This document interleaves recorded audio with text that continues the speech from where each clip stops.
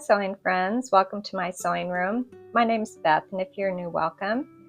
I was asked this week about adding a border to one of the quilt blocks for the friendly sampler, and it got me thinking they would make great placemats. And so I took our latest quilt block and I'm turning it into a placemat today. I have the same size pieces as I did in my last video. These larger squares are 5 inches and the smaller ones on the right are 4.5 inches. So with the 5-inch squares, I'm going to make 4 half square triangles. And if you want more details on this block called the Simplex Star, you can just go to the last video or look down in the description box and I will leave a link below.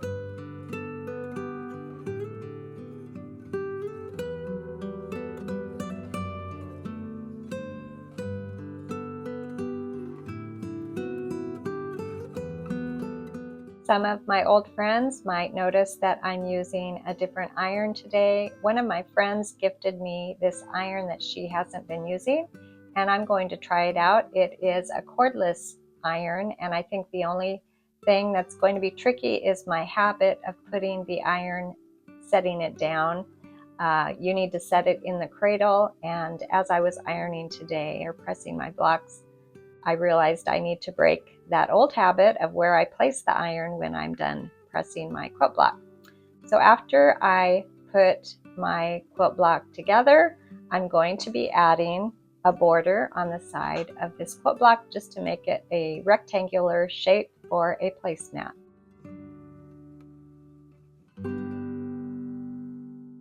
For the side of my placemat, I'm using strips that are 2.5 inches wide. I want one little section that has blue, and then 2 of the pieces will have green. So I needed a little bit more of that green. These will be cut into 5.5 inch chunks when I get them sewn together. So I needed 3 sets of 2 for the side of my placemat.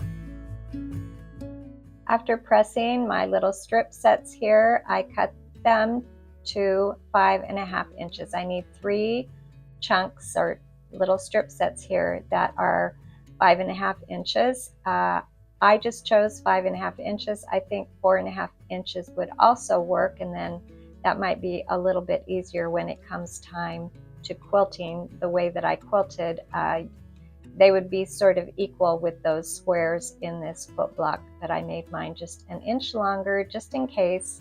I wasn't sure exactly how wide I wanted my placemat. So if I put these 3 pieces together, I'm going to add them to the side, and then all I'll need to do is quilt and bind this small quilt.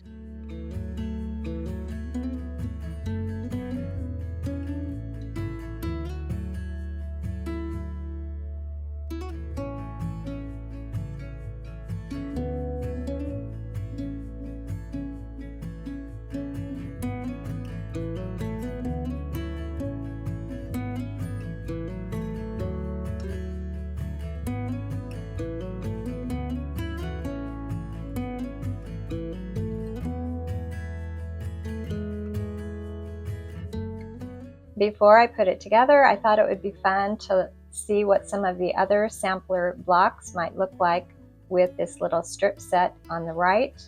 And I think this one's really pretty. This one's not quite, doesn't blend in quite as well with all of that pink. Maybe I would add a strip of pink or something. I really like this basket block, and I would love to admire that every day on my table. You could make a variety of placemats and just keep that strip set on the right a constant, and that would be kind of fun. Here's one of the earlier blocks. All of these blocks are in the playlist called Friendly Sampler.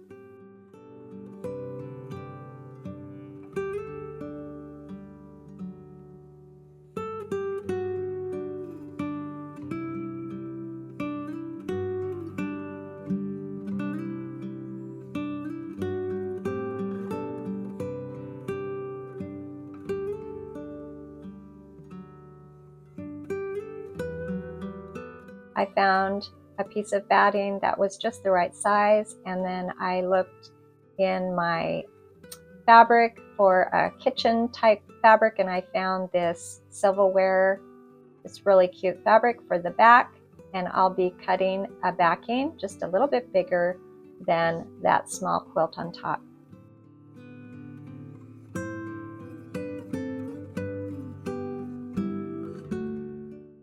I chose a thread that matched one of those background fabrics. I have this green thread that I'll be using on the top, and then I have a white thread in my bobbin. And today I'm going to do my quilt sandwich here with some safety pins. I haven't used these for a long time. I used to use safety pins every time I basted a quilt. So I thought I would pull them out today and show you. It's really simple to just use your safety pins here and there all over the quilt top, and then I'll be quilting it.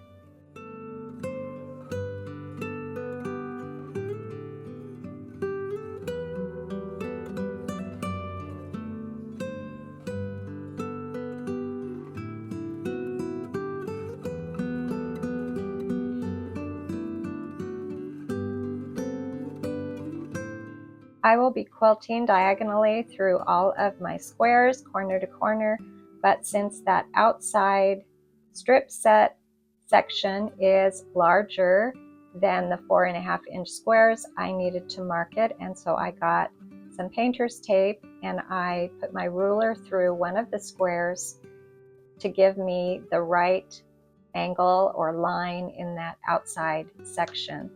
So I centered it through one of the squares there and put a piece of tape, and then I'll follow that tape as I sew through all 3 layers of my quilt here. And I gave myself a little bit larger stitch length. I kind of like doing that when I am quilting with a straight stitch.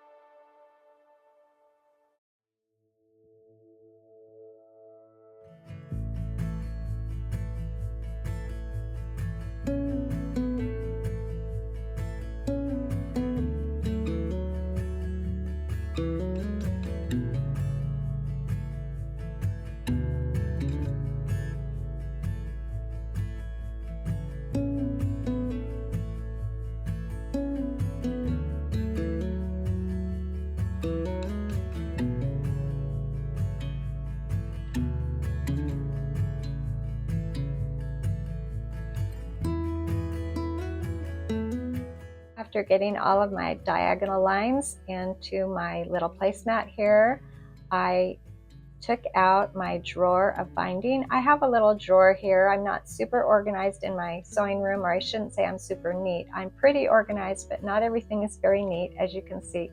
This drawer has leftover binding, so I thought I might find something that would match, sort of match my placemat today. And I was kind of low on the greens and the blues in the background fabrics in this placemat, and I need them for my quilt. So I found this really sweet green polka dot that has the same green, and I think this is going to be a really fun addition to this placemat.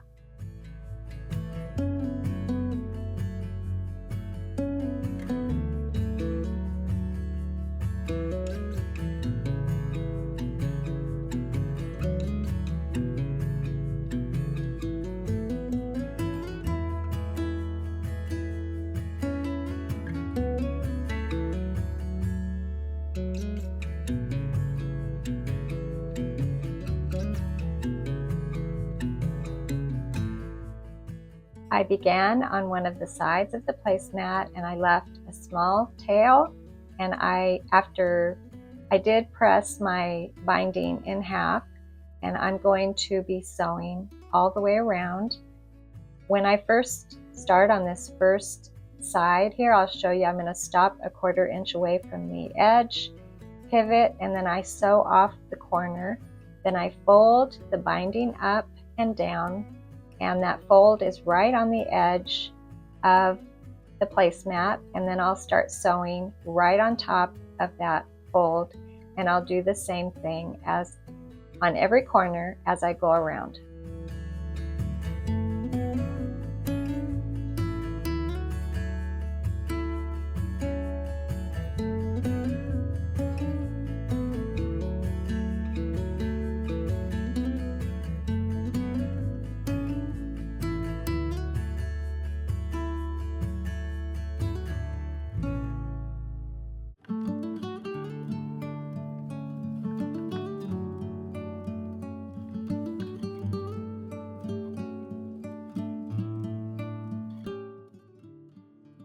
When I got to the last side, when I came around to the side, I decided that edge of that binding needed to be straightened out. And I'm going to do a very simple finish on this binding. I will fold that first binding down and make sort of a triangle, and it's a triangle fold, and then I'm going to tuck the tail into that fold. So I will trim away the binding that I don't need, and I'll tuck it inside that fold. And I realized my tail was still just a little bit too long. It needs to be inside if I want all of my raw edges in. So now that I have that tucked in, I'm going to pin, and I'll sew all the way to where I started, and this binding will be completely on the back, and then I'll roll it to the front and top stitch all the way around.